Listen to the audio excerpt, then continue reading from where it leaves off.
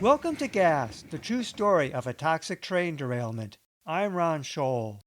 Last time on Gas, advocates for Alberton spill victims Lisa Mosca and Hope Seek took their video camera to the state capital of Helena, Montana, to interview Tom Ellerhoff, administrative officer for the Montana Department of Environmental Quality, who had oversight on the Montana spill site remediation.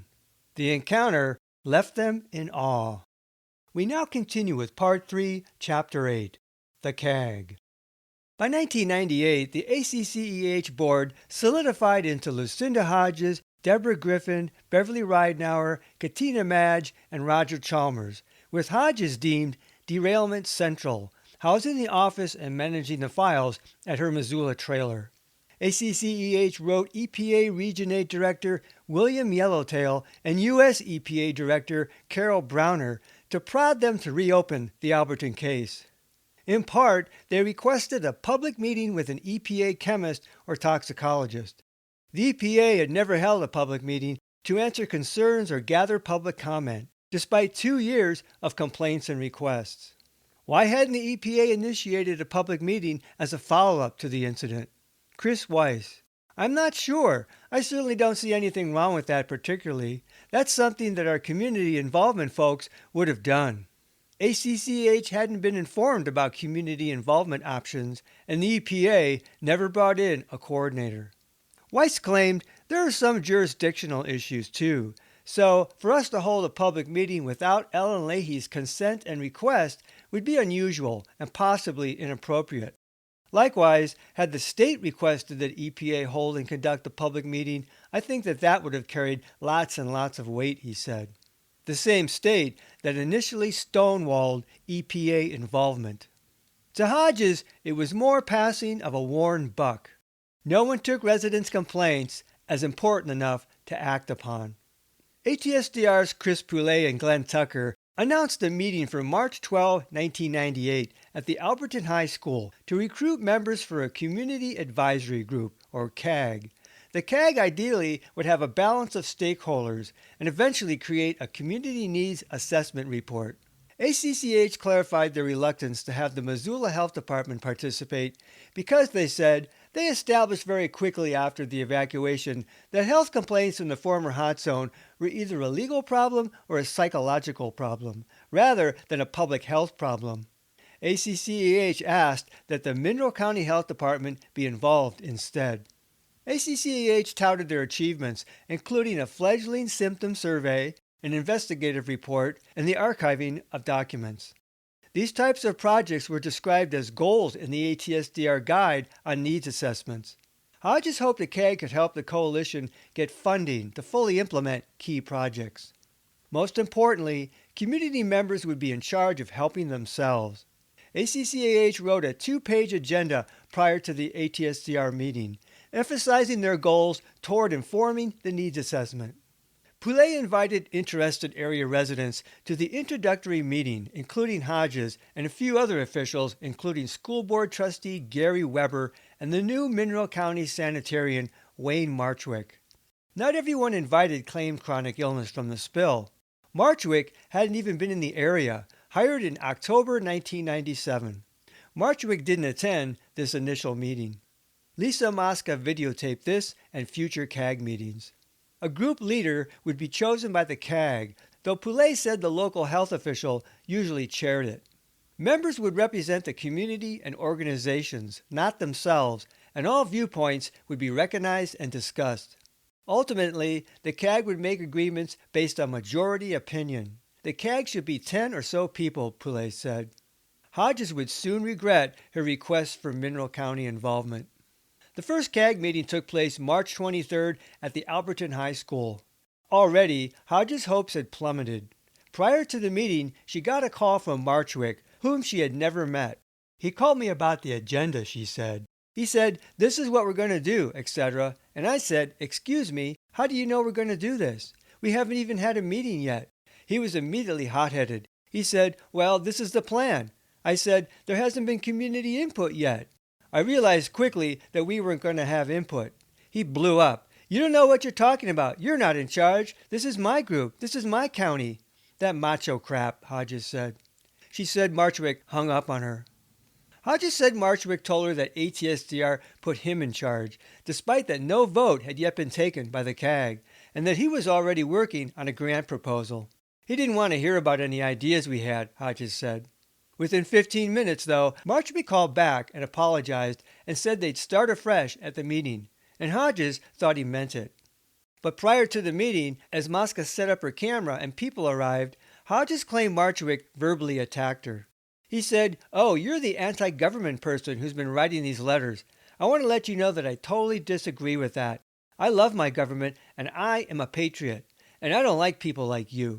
Hodges said Marchwick called her a communist. Some of this tension played out on tape. Marchwick, Hodges, the Chalmers, the Zimetz, Jay Stiles, Paul Manson, Gary Weber, Paris Young, Iris Dalton, Sean Lake, and Dixie Robertson were present. No one from ATSDR. Marchwick admitted he wasn't familiar with the spill except for some of the public record and conceded he needed to be educated. He was a half-time health officer, half-time planner, with a bachelor's degree in environmental biology. He brought up the possibility of a $12,000 grant from NACCHO, the National Association of County and City Health Officials, $6,000 for the CAG's needs assessment, and $6,000 for health or environmental education. NACCHO described the process as an environmental education needs assessment to survey residents about their health concerns and improve environmental health education. The grant deadline was within days. Marchwick admitted he never dealt much with ASTR or ASTDR, he said. Hodges announced she had decided not to stay on the CAG for now, as had Beverly Ridenour, Rick Madge, and the Chalmers. Dealing with ATSDR lately has been a nightmare, she said, and now they had given conflicting information to ACCEH and Marchwick. Marchwick interrupted Hodges, putting down his notebook and kicking back in his chair. He was a tall young man, balding and quick to smile. "You're more than welcome to do that. First of all, there are some people here that feel that government is biased, and I've heard exactly this. You can't trust Missoula County. You can't trust Mineral County government. Nor can you trust the federal government. And I take that personal because I have a lot of passion for my career. I chose this career specifically to help community health as well as environmental health. So I take that personal when someone says I'm biased and I don't do my job. I want that out on the table now. I just want everyone to know that." Marchwick had come with an attitude about Hodges and criticism of government, likely informed by ATSDR or through ACCEH correspondence he'd been given to read. Hodges explained that after all the effort they had made, they felt burned by ATSDR. "When ATSDR is ready to put something on the table in black and white," she said, "the budget, what the CAG can't do, what the CAG can do, I'd be personally willing to come back at that time." Dixie Robertson said ATSDR promised the CAG would be a community group. Marchwick: "You guys can vote whoever you want the project manager. Really, I don't have the time to do it. I put in 50 hours a week as it is." Overworked and unfamiliar with the spill, Marchwick had approached key victim advocates like Hodges as adversaries. "We're the victims," Ada Chalmers reminded Marchwick. Hodges stayed a while to listen to Marchwick discuss the goals of the CAG. He saw a need to look at chronic symptoms and diseases that may be related to exposures, and to see if anything else did spill, he said. Robertson emphasized that ACCEH had collected much information already. Marchwick: "I have 5 boxes in my office, so I have tons of information. The EPA, the state, DEQ, Olympic Scientific, which is the lab doing all the analysis, MRL, tons of information from the Missoula Health Department. I haven't even skimmed the top of it," he said. Yet again, Hodges sighed inwardly, they would have to bring a key official up to speed, someone who knew little about the spill, even the official story, much less the stories of the victims. As Hodges and the Chalmers left the meeting, Hodges said, "The other reason I'm not staying is that I happen to be very sensitive to whatever spilled out here. Just coming out here does affect my health. If the CAG does continue, if you could change your meetings, at least some of them, to a place that doesn't affect people. Maybe Frenchtown," she said. "I go by that site every 3 weeks or a month," Marchwick said. "I have to go up that road for inspections. There's definitely an odor there," he acknowledged. 2 years after the spill. In the course of the remaining meeting, a lot of familiar topics came up as people told bits of the Alberton story. There's still a lot of issues that people want to talk about, Roxanne Zyment explained. The meeting was a rare chance to share a few complaints outside the circle of ACCEH members, if informally. There had never been a public critique of the response. So many questions, so many feelings, briefly unbottled. Why does the area still smell? Someone asked. Dixie Robertson complained about DEQ's Tom Ellerhoff. Why wasn't he on this CAG? The conversation turned toward the division within the community. I think the settlement process was very divisive and almost set up to not allow us to have this group interaction, Sean Lake said. The settlements made things worse. Much of the money just went to Missoula, to buy cars, for example, that people later lost. Trying to hold people in Alberton together is like an act of God, Robertson said. MRL pitted neighbor against neighbor. As talk turned to how the CAG would function, Robertson explained that Hodges felt betrayed by ATSDR and didn't want to redo the research they had already accomplished. The whole impetus behind the CAG was victim dissatisfaction. Marchwick suggested co-chairs. He'd be the government side, someone else could represent the community. He could be an advisor. In the end, the fledgling CAG, minus the early walkouts, voted for Marchwick to write the grant proposal. Weber felt Marchwick, Mineral County, should be in charge of funds. Manson nominated Marchwick as project coordinator to be voted on next meeting. Marchwick said he was open to meeting elsewhere. The seminal CAG meeting illustrated the pent-up frustrations of people unable to express their concerns in a public forum. But the anger that had surfaced at the ATSDR meeting in 1997 was absent, though Marchwick nearly succeeded in making himself a new target of frustration, and the small group of CAG members had expectations of helping themselves. But for members of ACCEH, the meeting seemed another setback, the CAG led by someone who, once again, would have to play catch-up.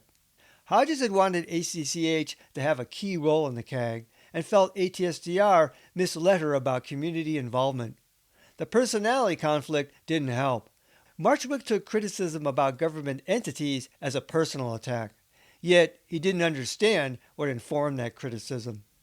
Hodges claimed Marchwick left a nasty message on her phone after the meeting, and she refused to use him as a liaison with the CAG from then on, only contacting it through Poulet. Hodges said none of the main people who ultimately stayed on the CAG were chronically injured from the spill, and they were all people able to live in Alberton. No one from the Missoula Health Department ever attended a CAG meeting. Leahy didn't feel wanted, while claiming it wasn't Missoula County's responsibility, despite the major transboundary effects of the spill, and said the Missoula Health Department had no resources to offer anyway. The CAG had Marchwick, the lone overworked resource from tiny Mineral County.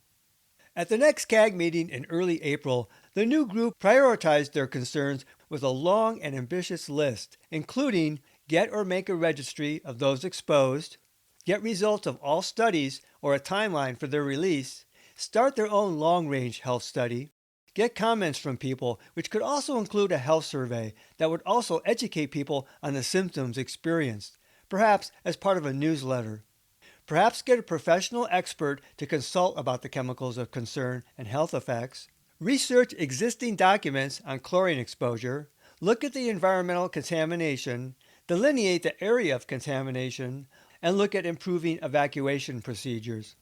What dismayed Hodges was that the CAG started from square one.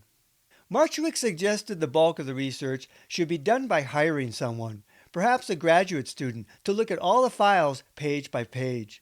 He budgeted $4,200, at $7 an hour, 600 hours, of the proposed $6,000 grant toward that.